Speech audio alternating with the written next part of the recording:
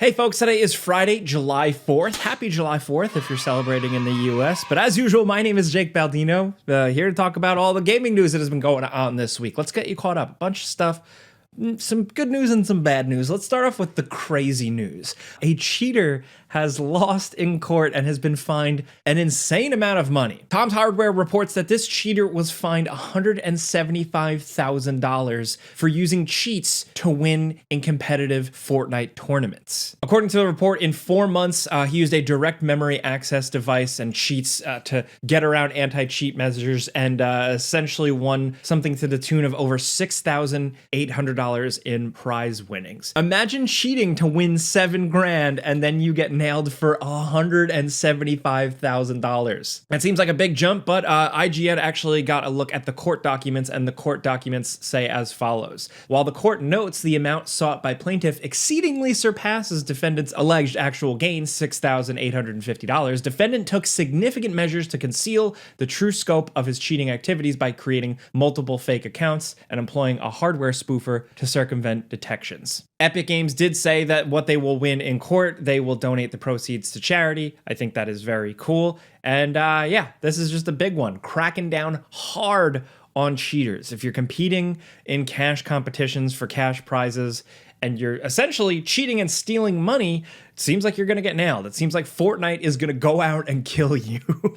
There you have it. If you want to read up on that and how that all went down, that'll be linked in the description down below, along with, all the other news stories I talk about, which the next one is a big one. If that seemed like crazy news, this is rougher news. So Microsoft has announced something like over 9,000 layoffs, but a significant portion of that is Xbox and their gaming division. So over the last day or so, we've seen a lot with reported layoffs across the board from like Turn 10 Studios, ZeniMax Online, multiple Call of Duty studios, King, the Candy Crush people, Xbox internal teams, and significant Rare layoffs with one of the head OG Rare people behind things like Banjo-Kazooie and Sea of Thieves leaving the studio. Along with those layoffs also comes cancellations. From what we know, we're getting rumblings of like a bunch of different projects getting canceled, with Matt Booty at Xbox's statement saying unannounced projects were canceled. So stuff we didn't even know about will now never see the light of day at all, as well as a project that ZeniMax Online was working on. Apparently, they had invested significant time and resources, and apparently it was going well. They were working on a new MMORPG, because that's kind of their bread and butter.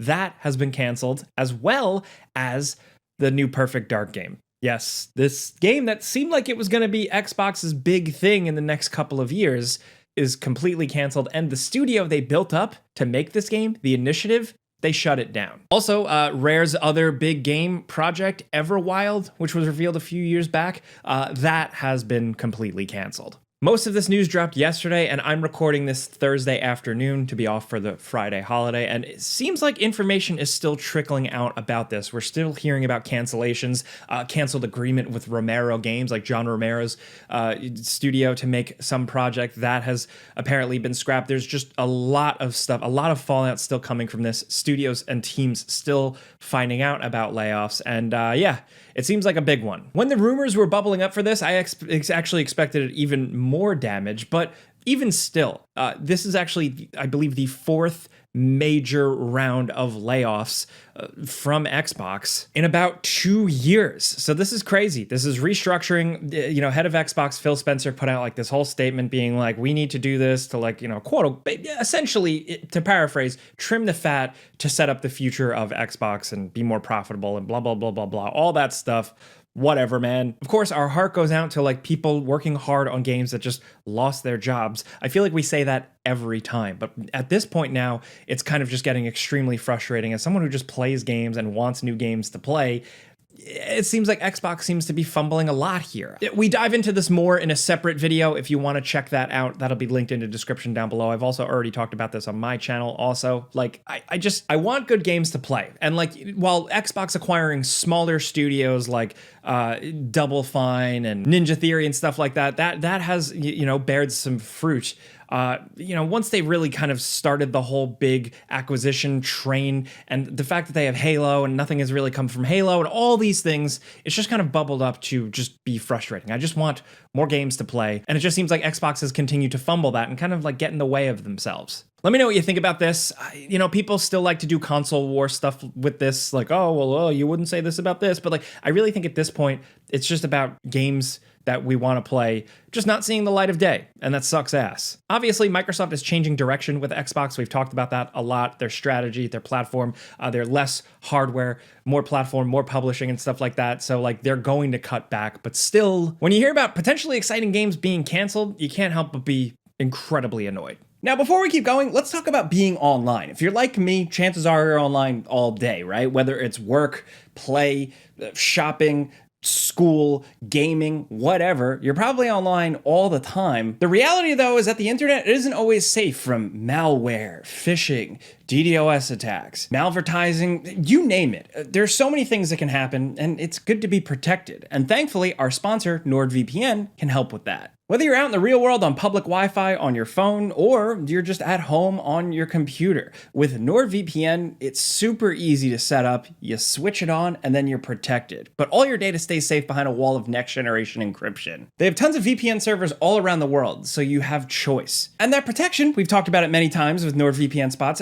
also can come with some fun. Because the way a VPN works and you switch it on and you choose your location, right? For me, I love using NordVPN to access additional content, right? Because some of the major streaming providers actually offer different content in different territories. So sometimes I'll hop on one of my favorite apps where I stream stuff and then switch my NordVPN location and settings to Canada, and then I get access to what Canadian territories have on that app. So essentially, I unlock more stuff to watch, and that's always a win. And NordVPN has tons of other bonus features, along with threat protection. And with this, you just switch it on and you're protected. Protected from a bunch of stuff, malicious sites, harmful downloads, you name it. Either way, however you use it, however you browse, it's great to stay protected with a VPN. It's easy to get going with it, and NordVPN offers a 30-day money-back guarantee. So, to check it out, when you click our link in the description down below, you'll get a huge discount on a 2-year plan, plus 4 additional bonus months. All you gotta do, nordvpn.com/gameranx, or once again, click it in the link down in the description.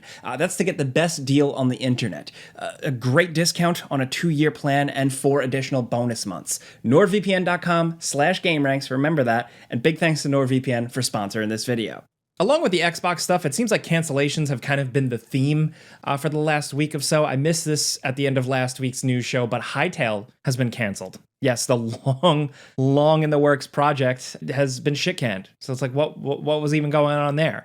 Also, Techland, a developer publisher behind Dying Light and stuff like that, they have reportedly canceled 2 games as well. No layoffs there, but apparently that sci-fi game that they revealed like a few years back, that has been canceled, according to Insider Gaming. But in some more positive news, it seems like Red Dead Online is back, kind of, maybe a little bit. Like Rockstar was like, oh yeah, we have this. Let's make this cool again. So suddenly out of nowhere for people, a new trailer dropped revealing a whole new thing for Red Dead Online. This is Strange Tales of the West, and this just brings a bunch of updates as of right now. New outfits, discounts, like double XP, double money, all this like stuff like that. But the most significant thing is 4 new Strange Tales of the West telegram missions, essentially involving haunted stuff in Braithwaite Manor, a swamp creature in the bayou, a weird sickness, an armadillo, and more. Is this enough to like really inject a ton of life into Red Dead Online? I don't know. I still think all the focus is probably on the next generation of Red Dead Online,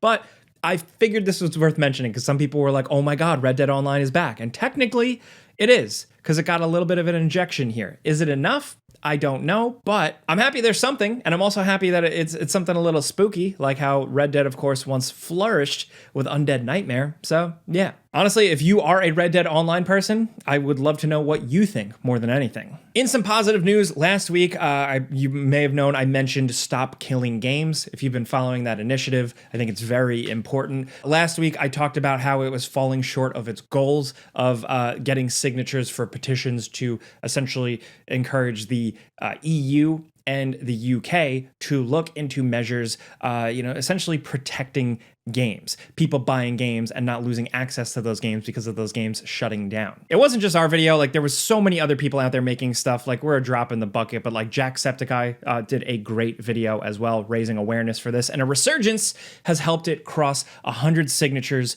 for UK. So now UK Parliament is going to have to take a look at this, which is great. Also, the EU, as of today, as of recording this, has surpassed 1 million signatures, but Accursed Farms, who has been behind this initiative, has pointed out that, like, you know, errors in these signatures or, you know, fraudulent signatures are going to be null and void. So people should still go to this if they haven't yet to make sure that that 1 million threshold stays surpassed. So I said it in the last video and I said it now. If you heard about it and you're like, oh yeah, I really got to click on that and do that. And you know, if you're in the UK or the EU, now is the time. To speak a little bit more in my native tongue, get your ass out there. Sign up for this thing, read up on it, you know, get going. Also, if you're like me and you love AC Black Flag, for me, it was like one of my favorite Assassin's Creed games, really one of my favorite pirate games more than anything. Of course, there's been that long rumored remake, remaster floating around. If you've been waiting for news for that, you know, other than Ubisoft kind of low-key confirming it, we haven't heard anything.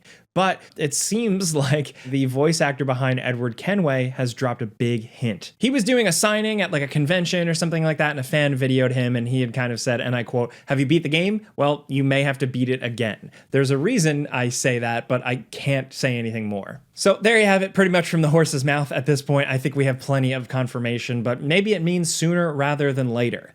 You know, I'd still very much like them to make a new Assassin's Creed pirate game. They should have just continued that as a thing.